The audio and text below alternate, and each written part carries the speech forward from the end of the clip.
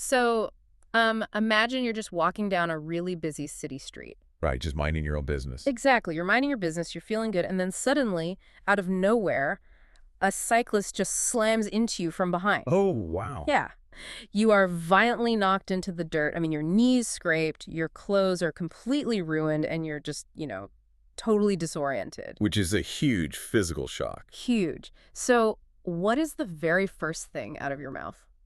Probably not something very nice, if we're being honest. Right, exactly. But okay, if you've reached the absolute pinnacle of human spiritual practice, Hmm. you look up at the person who just knocked you down and you say, "Get this. I am so sorry I was in your way." Which is just, I mean, that completely defies every single biological and psychological instinct we have as human beings. It sounds insane, like completely unhinged, but whether you're, prepping for a massive corporate meeting or trying to navigate family drama or just insanely curious about how the human mind works, we've got something really fascinating for you today. We really do. Welcome to the deep dive. Today, our mission is to unpack a really short but honestly profoundly thought-provoking essay from November 2023. It's by an author named Xuefeng. Yeah, titled The Highest Realm of Spiritual Practice, or, cultivation. Right. And what we're trying to figure out today is what it actually means to reach the pinnacle of personal growth, not by meditating in a remote mountain cave, but out here on the actual pavement in the middle of traffic. Because honestly, the pavement is really the only place where these concepts can actually be tested. Yeah, totally. I mean, spiritual maturity isn't measured by how long you can sit in silence in a room. It's Mhm. measured by, well, the space between a screeching tire and your actual reaction to it. Oh, I like that. And Shuifeng's essay is just brilliant because he totally bypasses all that mystical jargon. He gives us this psychological diagnostic tool disguised as just a couple of everyday, totally mundane stories. So let's jump straight into the first one because it really sets the baseline for this whole philosophy. Schueffing recalls this anecdote, and he's not even entirely sure where he first heard it. Right, he says maybe a British Bible teacher from over 20 years ago, or like an old issue of Reader's Digest. Yeah, the origin doesn't really matter as much as the actual scenario, which is the exact scene I just described. You have this elegant lady walking down the street, and a man on a bicycle violently knocks her to the ground from behind. A completely jarring, unexpected physical shock. Right. So the man scrambles off his bike. He rushes over to help her up. He's profusely apologizing. And instead of yelling at him, the lady just calmly dusts off her clothes, looks at the guy, and replies, "I'm sorry I was in your way." It's wild. It is. When I first read that, my immediate reaction was to use a modern driving analogy. Imagine you're stuck in traffic and you get completely rear-ended by another driver. People worse. And your first reaction is to get out of your car, walk over to the person who just crushed your bumper, and apologize to them for parking too close to the front of their car. I mean, it sounds totally absurd to our modern sensibilities. It really does. So I have to push back on Schweffing right out of the gate here. Doesn't this just make her like a total pushover? A doormat. Yeah, exactly, a doormat. Why does the author view this as the literal highest realm of spiritual practice rather than just someone who is terrified of conflict and, just people-pleasing? Well, we really have to look at the underlying mechanics of the human ego to understand why Xuefeng holds her up as the ultimate role model here. Okay, lay it out for me. Let's break down the evolutionary psychology of what usually happens in this kind of scenario. When you are hit from behind, the default human reaction is to instantly feel victimized. Because you are the victim. I mean, you literally got knocked down. The physics literally prove it. Yes, exactly. And because your ego perceives a drop in status and a threat to your physical safety, it demands immediate restitution. It wants payback. Exactly. Schweffing points out that normally the person who was hit would either harshly scold the cyclist, yelling at them to restore their own dominant status, or demand heavy compensation for the physical pain and mental distress. Right, because the ego views justice as a transaction. Precisely. It's like, you hurt me, therefore you owe me a debt of suffering or a debt of money. We want them to pay. We want them to feel as emotionally bruised as, our knee is physically bruised. To look really closely at the mechanism of what the elegant lady does. By responding without anger, without cursing, and actually taking the blame onto herself, saying, I was in your way, she completely short-circuits that entire ego-driven transaction. She just absorbs the fault. She absorbs it, and she reverses it. I mean, think about the cognitive dissonance that cyclists must have experienced in that moment. Oh, man. He's probably braced for an attack, right? Drowning in guilt. Totally. and she actively steps outside of her own identity to ease his internal tension. To do that instantaneously while you are literally brushing the dirt off your clothes requires a staggering level of internal mastery. So it's not fear. No, not at all. A pushover apologizes because they are afraid of the other person's anger. The elegant lady apologizes because she is entirely impervious to the insult. Her ego isn't bruised, so she has absolutely no biological need to lash out. Wow. Okay, so if the elegant lady shows us what an impenetrable, dissolved ego looks like, what does a fragile, inflamed ego look like? Well, Whiffing actually gives us an embarrassing real-world example to contrast this. Yeah, drawn from his own life. Exactly. Yeah. And the transition from the elegant lady to this next individual is just a brutal mirror for how most of us actually operate day to day. It really is. So we jump back over 30 years in time. Shui Feng is walking in Yushan County in Lanzhou City. Which he describes as very quiet. Yeah, he paints this vivid picture of a very quiet road, very few vehicles around, a perfectly peaceful, low-stress environment. But suddenly the quiet is totally shattered by the screeching sound of a truck's emergency brakes. Right. Shui Feng turns around to see a truck driver sticking his head out the window, just screaming at a bicyclist who is apparently in the road ahead of him. And what does he yell? He yells, "Are you looking for death, damn it?" The hostility is just immediate and completely disproportionate. Totally. Looking at this truck driver, my instinct is just to say, well, he's just a jerk with anger issues, you know?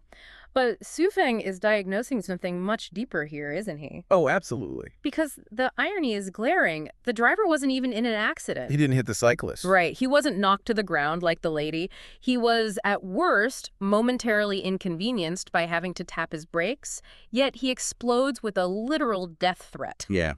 It's wild. It feels like the driver's ego is so fragile that the bicycle felt like a mortal danger to his existence. So what is the core failure here? Well, you hit the nail on the head.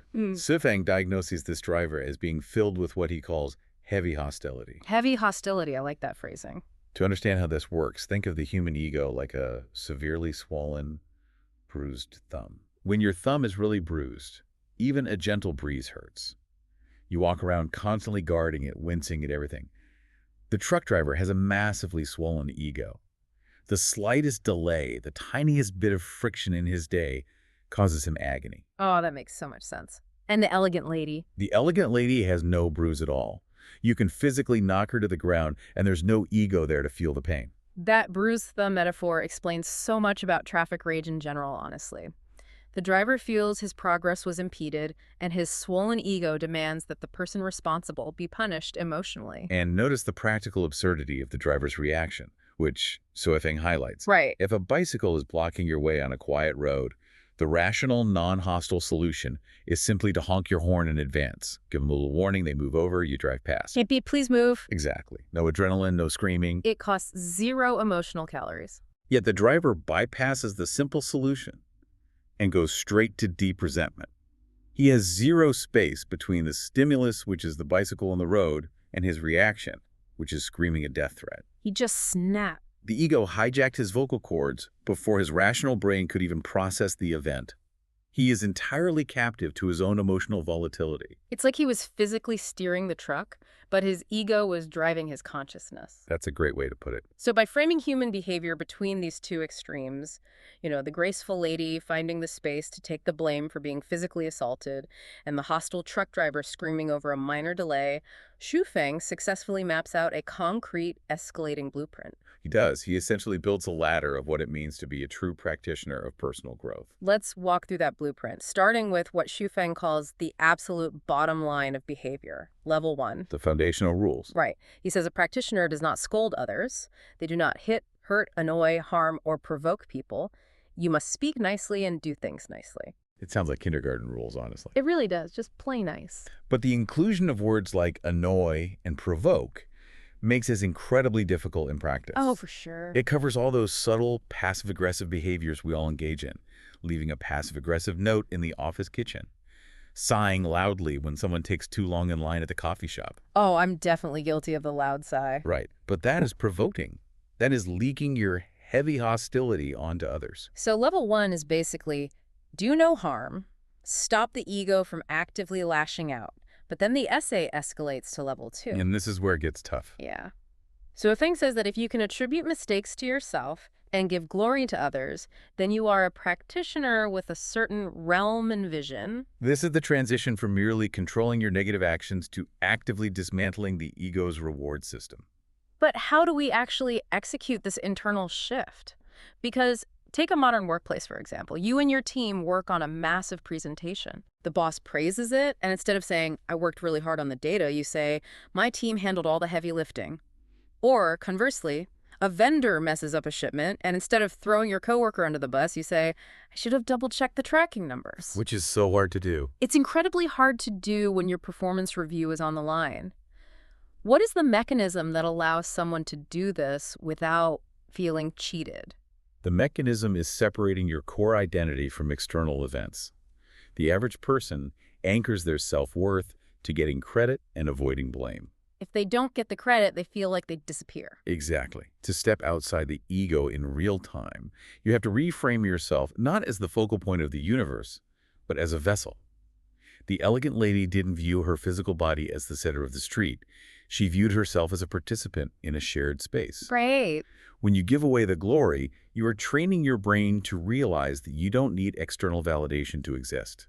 You are willingly taking a hit to the ego to build immunity. Like lifting weights, you tear the muscle of the ego to make the underlying character stronger. That's a perfect analogy. Okay, I'm with you on level 1 and level 2, but I have to hit pause right here because Xue Feng introduces level 3, and I mean, it is a staggering escalation. The ultimate highest realm. Yes, the highest realm. Xue Feng writes that this realm is achieved when you sacrifice your own honor, your dignity, your property, your status, or even your life to protect the honor, dignity, property, status, and life of others. It is the absolute zenith of his philosophy. And it feels completely unearned to jump to this. Going from not cursing at a cyclist or giving away credit at work to sacrificing your actual life and property is extreme martyrdom. It's a massive leap. Let's wrestle with the real-world implications of this. In a modern corporate environment, or even in a tough family dynamic, if you constantly sacrifice your status, your property, and your dignity to protect others, you get eaten alive. You really do. Does this ego dissolution just make you a magnet for abusers? Does reaching the highest realm of spiritual practice mean becoming a professional victim? That is the most critical pushback to this entire philosophy, and we have to really parse the difference between lacking boundaries and willingly dissolving the ego. Okay, lay that out for me. A person who lacks boundaries sacrifices their dignity because they believe they are worthless. They surrender to abusers out of fear and a desperate need for approval. That is a state of heavy attachment. Ah, so they are still playing the ego game, they just think they're losing it? Precisely. They are totally trapped in the transaction. Xue Feng's level 3, however, is about non-attachment. The practitioner at the highest realm doesn't sacrifice their property or status because they think they are worthless. Why do they do it then? They sacrifice it because they have realized that property, status, and even social dignity are illusions that don't actually define their true self. So it's a conscious choice of prioritization, not a lack of self-worth. You are so secure in your foundational self that you can afford to just give away the armor. Exactly. Think about the math of ego dissolution. If level 1 stops the ego from attacking, Right. and level 2 trains the ego to stop demanding rewards, what is the logical endpoint of that equation? The total erasure of the boundary between you and them. Yes, you finally reach the highest realm when your own self becomes completely secondary to the preservation of another person. It is the exact opposite of the Lanzhou truck driver. Right, the guy who is willing to threaten a man's life over a 5-second delay. Exactly. The highest realm practitioner is willing to endure a lifetime of delay to save another man's life. Wow. When you frame it as the mathematical endpoint of shrinking the self, it actually makes terrifying sense. If the inflamed ego is the root of all conflict, then zero ego equals absolute peace. And the ultimate undeniable proof of zero ego is the willingness to sacrifice it entirely for someone else. But practically applying this, it forces you to look at every single tiny interaction as a diagnostic test. It turns the entire world into your monastery. Every delayed flight, every rude email from a client, every person who bumps your grocery cart in the supermarket, they are all your teachers. They are testing the swelling on your bruised thumb. Exactly. They are asking you, are you at level 1, struggling not to yell? Are you at level 2, looking for a way to absorb the friction? Or are you operating with heavy hostility? This has been an incredible journey through a very short, very dense essay. Let's distill the takeaways here. Let's do it. We started by contrasting two radically different reactions to pavement-level friction. The transcendent grace of an elegant lady taking the blame for being knocked down versus the default hostility of a truck driver screaming over a minor inconvenience. And through that contrast, Susing provided a roadmap, a ladder that starts with the baseline of doing no harm, moves upward through giving away glory and accepting blame, and culminates in the ultimate sacrifice of the self for the preservation of others. Right. So as we wrap up this deep dive, we want to turn this directly over to you, the listener.